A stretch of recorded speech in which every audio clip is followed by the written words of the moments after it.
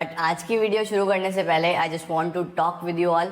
और एक छोटी सी बात करनी है यार गाइज, हम लोग अगर आपके लिए कंटेंट प्रोवाइड कर रहे हैं, आपके लिए वीडियोस बना रहे हैं, तो हम लोगों को आपसे क्या रिक्वायरमेंट है, हम लोग आप लोगों से क्या एक्सपेक्टेशंस रख रहे हैं। जस्ट एक छोटा सा एक्सपेक्टेशन कि आप लोग एटलीस्ट वीडियो पे एक लाइक दोगे, जस्ट कि आप अप्रिशिएट करने के लिए अपने ओपिनियंस कमेंट्स में ज़रूर बताएंगे। अब अगर हम लोगों को वो भी नहीं मिलेंगे तो फिर हम लोगों के लिए मोटिवेशन क्या है। अगर हम लोग रात रात भर जाग के आपके लिए वीडियोस बना रहे हैं तो उसके बदले में एटलीस्ट थोड़ा सा मोटिवेशन, आप थोड़ा सा एक लाइक का बटन तो दबा ही सकते हैं। अभी मैं चेक कर रहा था कि लाइक का जो रेशो है वो व्यूज़ के रेशो से बहुत कम है। मतलब कि आप लोग वीडियोस देख रहे हो बट एक लाइक का बटन भी आप लोग नहीं दबा रहे हो। एटलीस्ट अप्रिसिएशन तो चाहिए ना गाइस। तो प्लीज़ मेक श्योर कि आप लोग वीडियो देखें, एंजॉय करें। हम लोग ऐसे ही वीडियो लाएंगे बट एक for source of appreciation just एक लाइक बटन ज़रूर दबाएं और कॉमेंट में अपने ओपिनियंस ज़रूर दें। तो चलिए गाइस, अब प्लानिंग प्रोसेस के साथ शुरू करते हैं। प्रोसेस में इन ऑल 1 2 3 4 5 6 एंड 7 स्टेप्स हैं। ध्यान रखिए, कोई भी प्रोसेस आप लिख रहे हैं तो आपने स्टेप्स को आगे पीछे नहीं करना है। Process should be in sequence. Process आपका इसी सीक्वेंस में चलेगा। मैं पहले प्रोसेस समझाऊंगा, फिर लास्ट में आपको एक छोटा सा टेक्निक बताऊंगा पूरा प्रोसेस याद रखने के लिए। तो देखिए, सबसे पहला जो स्टेप है वो है सेटिंग ऑब्जेक्टिव्स। सेटिंग ऑब्जेक्टिव्स का मतलब ये है कि कोई भी मैनेजर हो, कोई भी ऑनर हो किसी भी ऑर्गेनाइजेशन का, अगर उसने कोई भी ऑब्जेक्टिव सेट करना है, कुछ भी अचीव करना है, फर्स्ट ऑफ ऑल एक प्लान में एक गोल होना ज़रूरी है। अगर आप कुछ भी अचीव करना चाहते हैं तो वो पर्टिकुलर चीज़ आपने क्या अचीव करनी है उसी पे तो आप प्लानिंग करेंगे। तो प्लानिंग करने के लिए सबसे पहले एक एम, एक गोल होना बहुत ज़रूरी है। अब आपका एम क्या है, आपका गोल क्या है, वो डिपेंड करता है बहुत सारी चीज़ों पे कि आपने क्या टारगेट सेट करा है, आप किस चीज़ का काम कर रहे हैं। तो सबसे पहले आपको एक एम रखना है, एक गोल रखना है, एक ऑब्जेक्टिव सेट करना है। अब वो ऑब्जेक्टिव को सेट किस तरीके से करना है, दो चीज़ों का ध्यान रखना है, आपके फिजिकल और फाइनेंशियल रिसोर्सेज। आप कोई भी ऐसा ऑब्जेक्टिव सेट मत करें जो कि आपके लिए अनअचीवेबल है। इम्पॉसिबल टास्क सेटअप मत करें, क्योंकि अगर वो पूरा नहीं होगा तो आप डीमोटिवेट हो जाएंगे। हमेशा ध्यान रखिए, छोटे छोटे स्टेप्स रखिए ताकि आपको एक बड़ा अचीवमेंट हो और उसके बाद मोटिवेशन मिले कि हाँ हमने ये सब अचीव करा है। तो सबसे पहले ऑब्जेक्टिव सेट करना है। उसके बाद आ जाता है guys developing premises. Now what is developing premises? कुछ लोग इसको प्रेमिसेस बोलते हैं, कुछ प्रेमाइसेस बोलते हैं, तो इट्स जस्ट वोकैबुलरी, आपको जो अच्छा लगे आप बोल सकते हैं। अब सर, डेवलपिंग प्रेमाइसेस में क्या होता है कि आप लोगों को कुछ एजम्पशंस रखने पड़ते हैं। Now what are the assumptions? की फॉर एग्जाम्पल मुझे अपनी सेल्स को बढ़ाना है। अब सेल्स को बढ़ाने के लिए मैं ये सोच रहा हूँ, सेल्स को इंक्रीज करना मेरा ऑब्जेक्टिव है। इसको किस तरीके से बढ़ाऊं मैं? इसको बढ़ाने के लिए बहुत सारे तरीके हो सकते हैं कि आपको अपने प्रोडक्ट्स बढ़ाने हैं, आपने एडवर्टीजमेंट पे खर्चा बढ़ाना है, आपको अपनी प्रोडक्शन टेक्निक्स चेंज करके आपके प्रोडक्ट को अट्रैक्टिव बनाना है। अब ये सब चीज़ें करने के लिए आपको आपकी कॉस्ट बढ़ानी पड़ेगी, खर्चा बढ़ेगा, एक्सपेंडिचर बढ़ेगा। एक्सपेंडिचर बढ़ेगा तो प्लानिंग करते हैं मुझे उस तरीके से कॉस्ट को अलॉट करना है कि इन फ्यूचर तो इन्फ्लेशन भी होगा, चीज़ें महंगी भी होंगी, तो मुझे एज्यूम करके चलना पड़ेगा कि कितना परसेंट इन्फ्लेशन हो सकता है। It may be 5%, it may be 10%। तो ये जस्ट एजम्पशंस होते हैं कि कुछ भी प्लान करने से पहले हम लोग एज्यूम करके चलते हैं कि फ्यूचर में ये कंडीशन अगर हुई तो हम किस तरीके से काम करेंगे। उसको बोलते हैं डेवलपिंग प्रेमिसेस। तो प्रेमिसेस आर एजम्पशंस जिसके बेसिस पे प्लान्स बनाया जाएगा, फ्यूचर प्लानिंग करी जाएगी। अब जो प्रेमिसेस हैं कुछ हम लोग अपने एक्सपीरियंस के ध्यान में रखते हुए करते हैं, क्योंकि मैनेजर्स को बहुत बड़ा एक्सपीरियंस होता है, वो काफ़ी टाइम से उस सिचुएशन में काम कर रहे हैं, तो उन्हें पता होता है कि इकोनॉमी में क्या क्या चेंजेस हो सकते हैं। उसके बाद अगर आगे बढ़े गाइस, तो अब होता है identifying alternative course of action. Alternative course of action का मतलब ये है कि कोई भी काम को करने के बहुत सारे तरीके हो सकते हैं। जैसे मैंने यही टारगेट रखा था कि मुझे सेल्स बढ़ानी है, ये मेरा ऑब्जेक्टिव था। तो सेल बढ़ाने के लिए मैं अपने प्रोडक्ट्स को बढ़ा सकता हूँ, मैं डिस्काउंट्स दे सकता हूँ, उसके अलावा मैं अच्छी एक एग्रेसिव मार्केटिंग कर सकता हूँ अपना एडवर्टीजमेंट बढ़ा के। उसके अलावा और भी बहुत सारे ऑप्शंस हैं, बहुत सारी स्ट्रैटेजीज हैं जो मैं अपना के अपने टारगेट को अचीव कर सकता हूं। तो मुझे अब यहाँ पे फाइंड आउट करना है, आइडेंटिफाई करना है कि क्या क्या वो तरीके हैं जिससे मेरी सेल इंक्रीज हो सकती है, जिससे मैं अपने गोल को अचीव कर सकता हूँ। नेक्स्ट आ जाता है इसके बाद evaluating alternative course of action. अब आपने क्या करना है, ये जितने भी आपने ऑल्टरनेटिव कोर्सेज ढूंढे हैं, अपना टारगेट अचीव करने के जो आपने एक्शंस ढूंढे हैं, उनको अल्टीमेटली उसमें सेलेक्ट करना है कि आपके लिए क्या बेस्ट रहेगा। तो यहाँ पे आप लोग डीपली एनालाइज करेंगे, हर एक स्टेप के आप लोग पॉजिटिव्स चेक करेंगे एंड हर एक स्टेप के आप लोग नेगेटिव्स चेक करेंगे।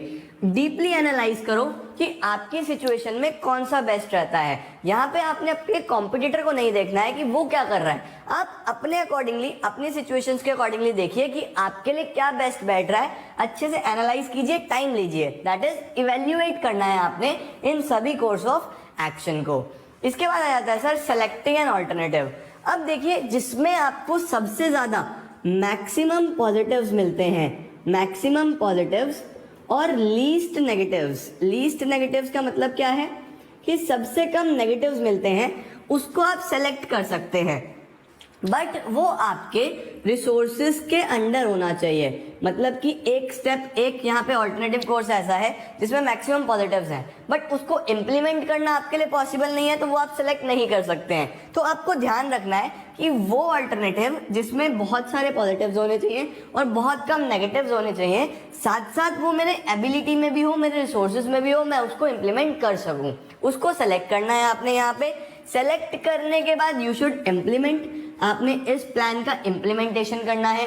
इम्प्लीमेंटेशन इस तरीके से करना है कि जो भी टारगेट है और जो भी बेस्ट आपको सुटेबल ऑल्टरनेटिव लगा उसको अपनी ऑर्गेनाइजेशन पे अप्लाई करिए, उसको इम्प्लीमेंट करिए और यहाँ पे आपका प्रोसेस ऑलमोस्ट खत्म हो जाता है। बट गाइज आप खुद सोचिए कि क्या सिर्फ इम्प्लीमेंट करना सफिशिएंट है? क्या उसको चेक नहीं करना? क्या उसको मॉनिटर नहीं करना? यही होता है लास्ट स्टेप। इसमें क्या होता है, फॉलो अप एक्शन का मतलब है एक कॉन्टिन्यूअस चेक रखना।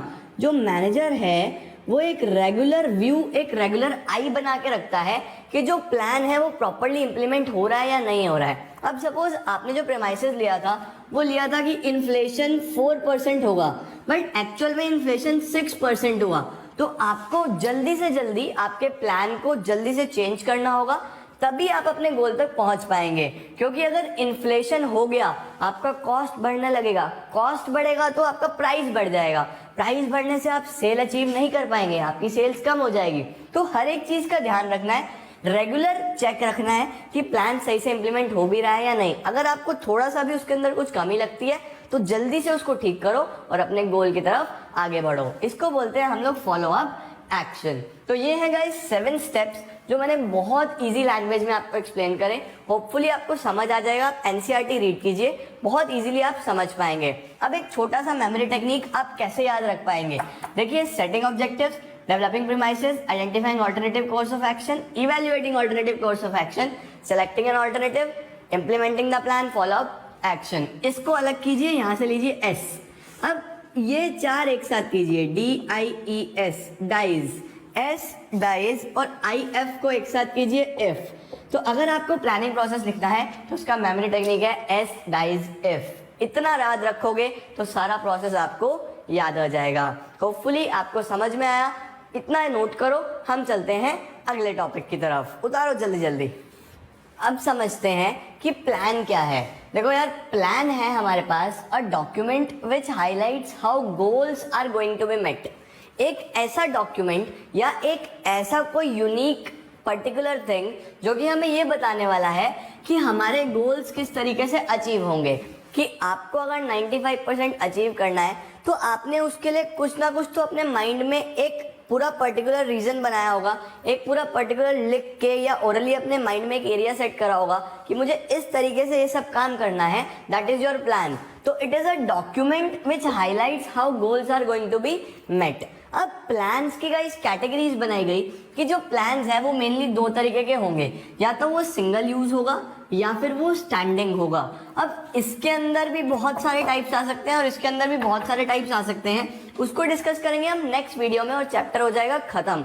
बट ये बहुत इंपॉर्टेंट है, ये भी आपको समझना जरूरी है, तभी आपको नेक्स्ट वाले टॉपिक समझ में आएंगे। तो देखो यार, सबसे पहले सिंगल यूज प्लान की अगर मैं बात करूं तो ये एक ऐसा प्लान है जो एक ही बार यूज होगा, which is used only once. और स्टैंडिंग प्लान एक ऐसा प्लान है जो कि यूज होगा अगेन एंड अगेन, बार बार यूज होगा।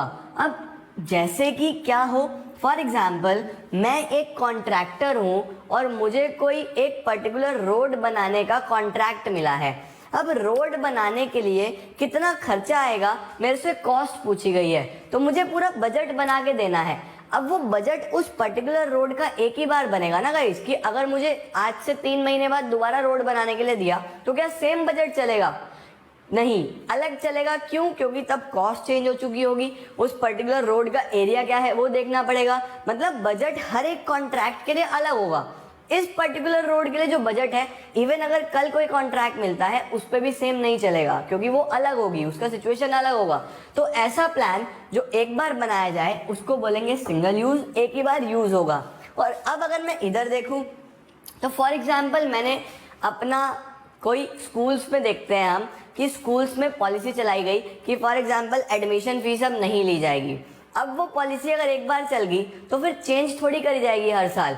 एक साल नहीं ली तो ऐसा थोड़ी ना कि अगले साल फिर ली जाएगी, अगले साल फिर नहीं ली जाएगी, वो लॉन्ग टर्म तक चलेगा। तो पॉलिसीज जो भी होती हैं वो सब किस में आ जाता है? स्टैंडिंग प्लान्स में। पॉलिसीज हमेशा लॉन्ग टर्म के लिए होती है, यूज होती है बार बार।